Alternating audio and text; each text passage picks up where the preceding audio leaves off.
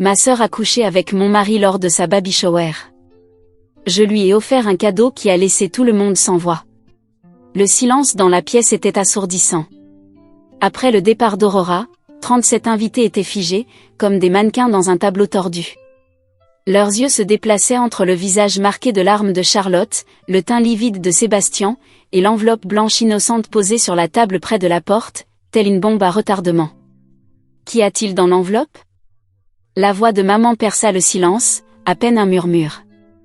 Charlotte était figée sur son trône d'ivoire, la dernière enveloppe serrée dans ses mains tremblantes. Sébastien se tenait derrière elle, le visage blême, une main posée protectivement sur son épaule, un geste désormais vide et désespéré. « Ouvre-la » murmura maman, sa voix éraillée par les pleurs. « Peu importe ce qu'Aurora a laissé, il faut qu'on le sache. » Les doigts de Charlotte tremblaient alors qu'elle déchirait l'enveloppe. L'entête médicale était officielle, Association de santé reproductive, clinique dévastatrice. Résultat confidentiel pour le patient. Les mots nageaient devant ses yeux, oligospermie sévère, pratiquement aucun spermatozoïde viable, probabilité de conception naturelle inférieure à 1%. Patient, Sébastien Matthews. Le papier glissa de ses doigts comme une sentence de mort. « Qu'est-ce que ça dit » demanda Sébastien, mais sa voix était déjà brisée, sachant déjà. Charlotte le regarda, son visage se décomposant sous le poids de la compréhension. « Tu ne peux pas avoir d'enfant. Tu n'as jamais pu avoir d'enfant. Avant de revenir, s'il vous plaît, dites-nous dans les commentaires depuis quel pays vous regardez cette vidéo. Nous aimons savoir d'où vient notre famille mondiale, et si c'est la première fois que vous êtes sur cette chaîne, abonnez-vous. Cela aide à soutenir notre chaîne. Profitez de l'écoute. Le silence qui suivit était assourdissant. C'est impossible, chuchota Sébastien, mais même en disant cela, il s'effondrait sur la chaise la plus proche, son monde s'effondrant autour de lui. Il comprenait maintenant. Les mains de Sébastien tremblaient tellement que son visage pâlit tandis que tous les yeux se tournaient vers lui. Ce sont les résultats des tests de fertilité d'il y a 18 mois, dit-il. Le nombre de mes spermatozoïdes, il avala difficilement. Le médecin a dit que la conception naturelle serait presque impossible, moins de 2% de chance. Le visage de Charlotte passa de pâle à gris. Ce n'est pas possible. Tu as dit que tu n'avais jamais fait de test, tu as dit que je mentais. L'aveu sortit en un flot précipité. Quand Aurora et moi n'arrivions pas à tomber enceinte, je suis allée me faire tester sans lui dire. J'avais peur qu'elle me blâme si elle savait que c'était ma faute. Mais je pensais qu'un miracle s'était produit quand Charlotte m'a dit qu'elle était enceinte de mon enfant. Je pensais que le médecin s'était trompé. Puis il se tourna vers Charlotte, le bébé Charlotte, tu as dit. Je pensais. La voix de Charlotte était à peine audible. Oh, tellement sûr du timing, de la façon dont tu me tenais, de la façon dont on parlait de l'avenir. Je me suis convaincue que ça devait être le tien. À qui est cet enfant ? La voix de papa perça leur choc comme une lame.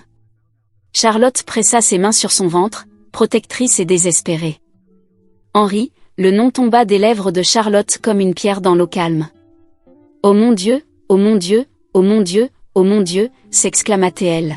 « Ton ex-petite amie ?» La voix de Sébastien montait maintenant, la colère remplaçant le choc. « Celui qui t'a laissé, celui que tu disais ne plus jamais vouloir revoir, celui qui m'a largué quand je lui ai dit que j'étais enceinte. » Charlotte chuchota la vérité, enfin tout sortait. Il a dit que j'essayais de le piéger, qu'il ne voulait rien avoir à faire avec moi ou l'enfant. Alors je me suis laissé croire que c'était le tien à la place. Sébastien se leva si brusquement que sa chaise bascula en arrière. Tu t'es laissé croire ça ? Tu m'as convaincu de détruire mon mariage, de trahir ma femme, de tout jeter à bas avec Aurora pour un mensonge. Ce n'était pas un mensonge. Charlotte se leva péniblement, sa grossesse rendant ses mouvements maladroits et désespérés. Ce qu'on a, c'est réel, Sébastien. Le bébé ne change rien à cela. On s'aime, non ? Sébastien reculait maintenant, son visage tordu par le dégoût et la réalisation. Ou tu avais juste besoin de quelqu'un pour jouer le père d'un autre homme ? Tu m'as manipulé pour cette affaire entière ? Ce n'est pas juste. Juste. Sébastien rit, Un son tellement amer qu'il fit tressaillir maman. Tu veux parler de justice? J'ai détruit mon mariage pour toi. J'ai perdu ma femme, mon meilleur ami, ma vie entière telle que je la connaissais. Et pourquoi? Une femme enceinte de l'enfant d'un autre homme est trop lâche pour affronter la vérité. Tu veux parler de justice? J'ai jeté un mariage de 5 ans pour toi. J'ai blessé la femme que j'avais promis d'aimer et d'honorer. J'ai détruit ma relation avec toute ta famille. Et pourquoi? Pour un mensonge. Sébastien, s'il te plaît. Maman fit un pas en avant, son visage blême de compréhension. Charlotte Marie, tu es en train de me dire que Henri est le père de cet enfant? Charlotte regarda autour de la pièce, les visages de sa famille et de ses amis, tous fixant sur elle des expressions allant du dégoût à la pitié, à l'horreur. Je pensais. Quand Sébastien et moi, je me suis convaincue que le timing. Tu t'es convaincue? La voix de tante Carole était aiguë, pleine d'incrédulité. Tu t'es convaincue qu'un homme avec des problèmes de fertilité était le père au lieu du petit ami avec qui tu couchais en même temps? Ce n'était pas comme ça. La voix de Charlotte était désespérée maintenant. Henri ne voulait pas d'enfant. Il m'a dit dès le début que si je tombais enceinte, il partirait. Quand j'ai découvert pour le bébé, je savais que je ne pouvais pas lui dire. Et puis Sébastien a été si gentil avec moi, on s'est connecté, et quand il n'a pas remis en question la paternité, je me suis dit que c'était peut-être le destin. Le destin? Sébastien la fixa avec quelque chose qui ressemblait à de la haine. Tu m'as laissé détruire mon mariage pour un enfant qui n'est même pas le mien. Tu as détruit ton propre mariage. Charlotte riposta. Je ne t'ai pas forcé à tromper Aurora. Tu m'as dit que l'enfant était le mien. Je n'ai jamais dit ça, tu as supposé. La pièce éclata en chaos. Oncle Frank commença à jurer dans 3 langues. La cousine Bette reculait vers la porte, comme si elle tentait de fuir un incendie. Les amis du lycée se regroupaient, chuchotant frénétiquement. Mais la voix de maman perça tout cela comme une lame. Assez. Le mot résonna avec une telle autorité que tout le monde se tut immédiatement. Margaret Jacobs avait élevé 2 filles. Et elle avait géré un foyer pendant 30 ans. Et quand elle utilisait ce ton, les montagnes bougeaient. Charlotte, dit-elle d'une voix d'une calme glaciale, regarde-moi. Charlotte releva son visage noyé de larmes pour croiser le regard de sa mère. Est-ce que tu es en train de me dire, continua maman, chaque mot aussi précis qu'un coup de scalpel, que tu as menti à toute cette famille pendant des mois, que tu nous as laissé organiser cette baby shower, acheter des cadeaux, nous enthousiasmer pour un petit enfant, tout en sachant que le père était un garçon qui ne voulait rien avoir à faire avec toi? Maman, Est-ce que tu es en train de me dire que tu as séduit le mari de ta sœur pour éviter d'affronter la réalité de ta situation? Je ne l'ai pas séduit. Et est-ce que tu es en train de me dire, la voix de maman montant avec chaque mot, que pendant que ta sœur pleurait chaque mois en croyant qu'elle était brisée, tu portais l'enfant d'un autre homme et jouais à la maison avec son mari? Les accusations flottaient dans l'air comme des haches de bourreau, chacune frappant sa cible avec une précision dévastatrice. Réponds-moi Charlotte. Charlotte tourna son regard autour de la pièce une dernière fois, cherchant un visage amical, un allié, quelqu'un qui pourrait comprendre. Elle ne trouva que dégoût et déception. Oui, murmura-t-elle. Le mot était à peine audible, mais il atterrit comme un coup de tonnerre. Sortez. La voix de papa était calme, mais elle portait le poids de la finalité. Sortez de ma maison. Papa, s'il vous plaît. Tu m'as entendu, sortez et emmène-le avec toi, dit-il en pointant Sébastien, qui était devenu si pâle qu'il semblait sur le point de s'évanouir. Où est-ce qu'on va? Demanda Charlotte, la désespérance envahissant sa voix. Je m'en fiche, répondit maman. Et la froideur de sa voix était plus dévastatrice que n'importe quel cri. Tu aurais dû y penser avant de décider de détruire notre famille. Mais le bébé. Papa dit lentement, ce n'est pas notre petit enfant. Le bébé appartient à Henry Morrison, et si tu avais encore un peu de décence en toi, tu l'appellerais et lui dirais la vérité. À la mention du nom d'Henry, plusieurs personnes dans la pièce échangèrent des regards. Henry Morrison était le fils de la famille qui possédait le magasin Morrison Hardware en ville, un garçon local que tout le monde connaissait. Oh mon Dieu, souffla tante Carole. Henry Morrison. Margaret, tu réalises ce que cela signifie? Le visage de maman devint encore plus pâle. Les Morrison et les Jacobs sont amis depuis 30 ans. La mère d'Henry est ma partenaire de bridge. Nous allons à la même église. L'ampleur du scandale commençait à se faire jour pour tout le monde. Ce n'était plus seulement une affaire entre Charlotte, Sébastien et Aurora, c'était une histoire de deux familles influentes d'une petite ville, de relations et de réputation qui s'étendaient sur des décennies. Je dois appeler Linda Morrison, dit maman, plus pour elle-même que pour les autres. Je dois lui dire que son fils a caché un enfant pendant 8 mois.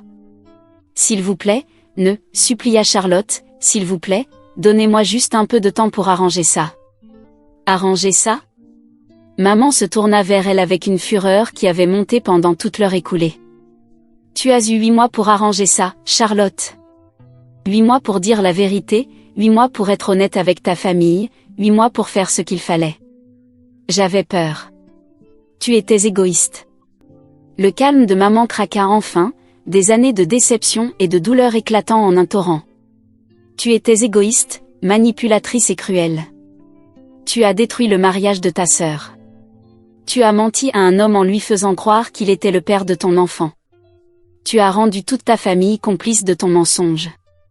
Les mots frappèrent Charlotte comme des coups physiques. Elle se plia en deux, une main sur son ventre, haletant. Ça va? Sébastien s'approcha d'elle instinctivement, mais papa bloqua son chemin. Ne. La voix de papa était de granit. N'ose pas faire comme si tu t'en souciais maintenant. Tu as déjà causé assez de dégâts. Je me soucie d'elle, dit Sébastien doucement. Je sais que tu ne me crois pas, mais je l'aime. L'amour? Oncle Frank s'avança, le visage rouge de colère. Tu appelles ça de l'amour? Tu as détruit 2 familles. Garçon, ce n'est pas de l'amour, c'est de l'égoïsme avec un joli nom. Je n'ai jamais voulu que tout ça arrive. Mais ça est arrivé, dit papa, et maintenant vous devez tous les deux vivre avec les conséquences. Charlotte réussit à se redresser, des larmes coulant sur son visage. Que suis-je censé faire? Henry a clairement dit qu'il ne voulait pas d'enfant. Si je lui parle du bébé, il quoi? Maman interrompit. Il sera en colère, il se sentira trahi. Bienvenue dans le club, Charlotte. C'est ce qui se passe quand on ment aux gens. Mais il va essayer de m'enlever le bébé. Peut-être qu'il devrait, dit froidement tante Carole. Peut-être que cet enfant mérite un parent qui n'est pas un menteur et un briseur de ménage. La cruauté des mots fit frémir plusieurs personnes, mais Charlotte savait qu'il y avait de la vérité là-dedans. Elle avait fait des choix qui l'avaient menée ici, et maintenant elle faisait face aux conséquences. Je dois m'asseoir, dit-elle faiblement. Tu dois partir, répondit papa. Vous devez partir tous les deux. Je veux que vous quittiez ma maison, et je ne veux plus vous voir avant que vous n'ayez appris à dire la vérité, une fois dans vos vies. Sébastien regarda la pièce une dernière fois, ses yeux s'attardant sur les photographies éparpillées, le verre brisé de la photo de Noël, la montagne de cadeaux de bébés qui ne seraient jamais utilisés par la famille pour laquelle ils étaient destinés. Allez Charlotte, dit-il doucement, partons. Charlotte eut du mal à se lever, sa grossesse rendant chaque mouvement maladroit et douloureux. En arrivant à la porte, elle se tourna une dernière fois. Maman, je suis désolée. Je sais que tu ne me crois pas, mais je suis vraiment désolée d'avoir été prise. Maman dit froidement, pas désolée de l'avoir fait. Charlotte se crispa comme si elle avait été frappée, mais elle ne pouvait pas discuter de l'évaluation. Elle rassembla ce qui restait de sa dignité et franchit la porte d'entrée, Sébastien juste derrière elle. La porte se ferma avec une finalité qui sembla résonner à travers le quartier. À l'intérieur de la maison, les invités restants se tenaient là, figés dans le silence, pendant plusieurs longues minutes avant que les chuchotements ne commencent. « Tu savais ?» demanda tante Carole à maman. « Tu avais une idée ?» « Non », répondit maman en s'effondrant dans une chaise comme si ses jambes ne pouvaient plus la soutenir. « Je pensais être si fière de Charlotte, qu'elle veuille être une mère célibataire. Je pensais qu'elle était courageuse et indépendante. Elle était désespérée, dit oncle Frank sans détour. Cette fille prend de mauvaises décisions depuis le lycée, et celle-ci était la plus grande. Pauvre Aurora, dit doucement cousine Bette. Elle savait tout depuis le début, n'est-ce pas? C'est pour ça qu'elle a fait ça, elle a planifié toute cette histoire. Maman réalisa soudainement, la baby shower, les photos, le timing. Elle a tout orchestré. Peux-tu lui en vouloir? Demanda papa. Son mari et sa sœur nous ridiculisaient tous. Dehors, ils pouvaient entendre la voiture de Sébastien démarrer, le bruit du gravier sous les pneus alors qu'il et Charlotte s'éloignaient, dans un avenir incertain. Que va-t-il se passer maintenant? Demanda quelqu'un. Maintenant, répondit maman faiblement, nous commençons à ramasser les morceaux.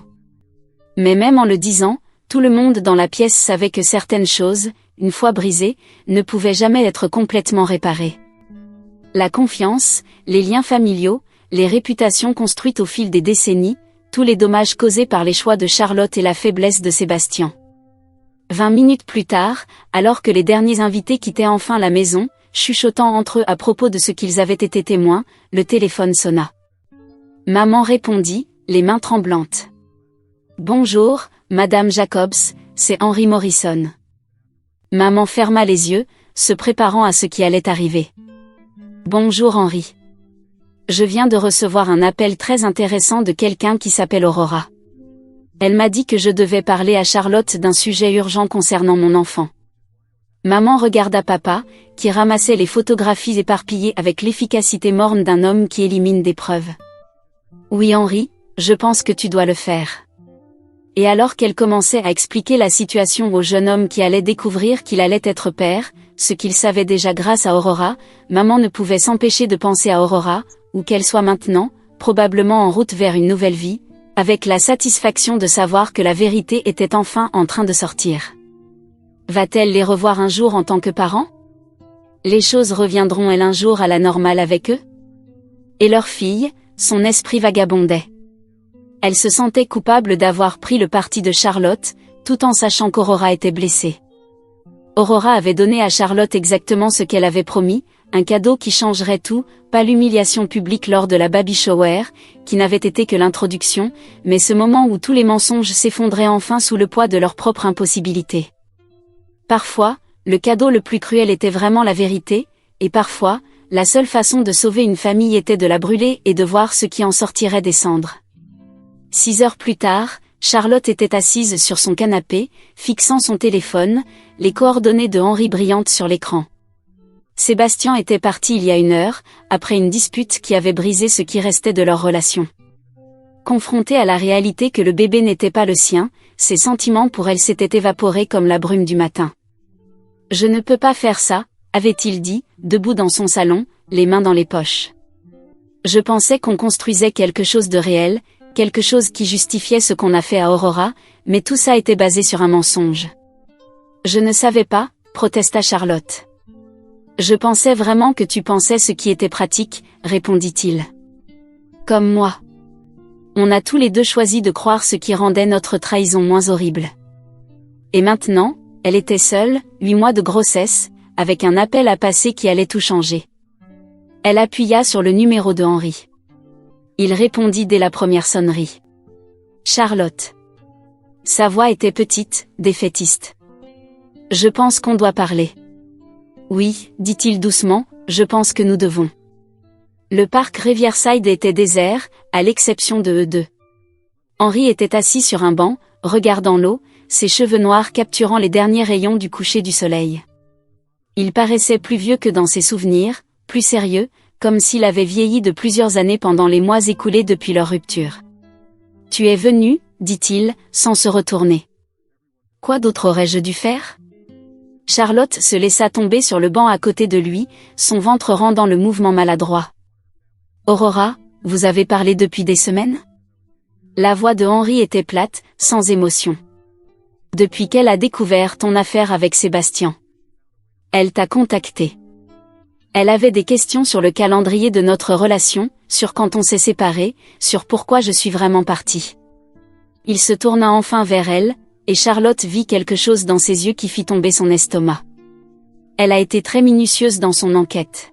« Quelle enquête ? » Henry sortit son téléphone et lui montra une série de messages, tous venant d'Aurora, tous posant des questions détaillées sur leur relation, sur la nuit où Charlotte lui avait annoncé qu'elle était enceinte, sur sa réaction. Elle savait, souffla Charlotte. Elle savait que le bébé n'était pas celui de Sébastien. Elle savait plus que ça. La voix de Henri devenait plus dure maintenant, plus contrôlée. Elle savait exactement quel genre de personne tu es, Charlotte. Elle savait que tu préférais détruire le mariage de ta sœur plutôt que d'affronter la vérité sur ta propre vie. Ce n'est pas, n'est-ce pas? Henri se leva et se mit à marcher jusqu'au bord de l'eau. Laisse-moi te dire ce qui s'est vraiment passé, la nuit où on s'est séparés, la nuit où tu m'as dit que tu étais enceinte. Charlotte sentit son monde basculer à nouveau. Henri, tu ne m'as pas seulement dit que tu étais enceinte, continua-t-il, sa voix perçant ses protestations. Tu m'as dit que tu prenais des pilules contraceptives. Tu m'as dit que ta grossesse avait été une totale surprise. Tu as pleuré et tu as dit que tu étais effrayée et confuse. C'est ce qui s'est passé. Non, Charlotte. C'est l'histoire que tu t'es racontée. Il se tourna vers elle, son visage durci par une colère contenue. Je connais la vérité. Je sais que tu as arrêté de prendre ta pilule contraceptive 3 mois avant de tomber enceinte. Je sais parce que j'ai trouvé les pilules dans ton tiroir de salle de bain, le matin après que tu m'aies dit. Elles étaient encore dans leur emballage d'origine, non ouvertes. La couleur quitta le visage de Charlotte. Tu as fouillé dans mes affaires? Je suis allée chercher de l'aspirine pour ma migraine et j'ai trouvé 3 mois de pilules contraceptives. Tu ne les avais jamais prises, tu les avais jetées, tout en me disant que tu étais protégée. Charlotte ne put répondre. La vérité était trop laide, trop dévastatrice pour qu'elle puisse même l'admettre à elle-même. C'est pour ça que je suis partie, continua Henri. Pas parce que j'avais peur d'être père, mais parce que j'ai réalisé que tu t'étais délibérément fait enceinte pour essayer de me forcer dans une relation que je ne voulais pas. Tu m'as menti, tu m'as manipulé, et quand je t'ai confrontée à ça, tu t'es faite passer pour la victime. Mais je voulais le bébé, murmura Charlotte. Je veux le bébé. Toi ou tu veux juste quelqu'un pour s'occuper de toi? D'abord moi, puis Sébastien, maintenant qui est le prochain, Charlotte? Qui est le prochain homme que tu manipuleras pour qu'il joue le rôle du père de ton enfant? Charlotte sentit des larmes couler sur son visage, mais l'expression de Henri ne s'adoucit pas. Ta sœur m'a demandé de faire un test de paternité, dit-il calmement. Elle a dit qu'elle voulait être sûre que le bébé avait un père qui assumerait ses responsabilités. J'ai accepté les résultats. 99,9% de probabilité que je sois le père. La voix de Henri était plate, définitive. Félicitations, Charlotte, tu attends mon enfant. Charlotte le fixa, attendant un signe d'émotion, une indication que cette nouvelle signifiait quelque chose pour lui, mais son visage resta impassible, fermé. Qu'est-ce que ça veut dire, demanda-t-elle enfin. Ça veut dire que je vais payer une pension alimentaire, que je serai financièrement responsable, mais je ne veux pas faire partie de ta vie, Charlotte. Je ne veux pas faire partie de la vie de l'enfant, au-delà de ce que la loi exige. Tu as fait tes choix, et maintenant, tu dois vivre avec. Henri, s'il te plaît. S'il te plaît, quoi? S'il te plaît, fais semblant que tu ne m'as pas menti. S'il te plaît, fais semblant que tu ne m'as pas manipulé. S'il te plaît, fais semblant que tu n'as pas détruit le mariage de ta sœur parce que tu avais trop peur de faire face aux conséquences de tes propres actions. Charlotte sentit le poids de ces mots s'abattre sur elle comme un suaire. Je n'ai jamais voulu que ça aille aussi loin. Mais ça a bien été aussi loin, et maintenant Aurora est partie, Sébastien est parti, et toi tu es là, enceinte et seule, parce que tu n'as pas su dire la vérité quand il le fallait. Henri commença à s'éloigner, mais Charlotte l'appela désespérément. Que suis-je censée faire maintenant? Il se retourna, pendant un instant, elle crut voir quelque chose qui aurait pu être de la pitié dans ses yeux. Tu es censée découvrir comment être une mère seule, comme tu savais toujours que tu devrais l'être. 2 ans plus tard, Aurora se tenait dans la cuisine de la maison qu'elle avait achetée, à 3 pâtés de maison de leur maison d'enfance, en train de préparer des pancakes, tout en pensant à la nuit où tout s'était déroulé et à quel point elle était devenue forte en l'espace de 2 ans. Sachant que les 2 personnes qui l'avaient toujours fait se sentir faible, qui l'avaient humiliée et qui s'en étaient sorties, recevaient maintenant ce qu'elle méritait, elle avait pris une avance sur elle. Sébastien avait déménagé dans un autre état après la finalisation du divorce. La vie n'était plus la même pour Charlotte, car même ses parents la considéraient comme une traîtresse et une briseuse de foyer. Sébastien et Charlotte avaient essayé de la contacter à plusieurs reprises, mais Aurora avait clairement fait comprendre qu'ils n'étaient pas les bienvenus dans sa vie. Certaines trahisons ne pouvaient pas être pardonnées, et certaines personnes ne méritaient pas de seconde chance.